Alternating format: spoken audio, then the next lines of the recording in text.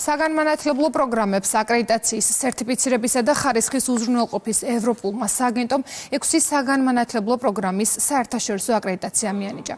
მათ შორის სამართლის საბაკალავრო პროგრამას, რომელიც პირველად გახდა საერთაშორისო აკრედიტაციის მფლობელი. უმაღლესი განათლების ხარისხის უზრუნველყოფის ევროპული სააგენტოს ხელმძღვანელმა პრეზიდენციაზე აღნიშნა, რომ საგანმანათლებლო პროგრამების ევროპული აკრედიტაცია სწორ სტრატეგიულ პრიორიტეტებზე მიანიშნებს და ქართული განათლების სისტემის მნიშვნელოვანი აღიარებაა.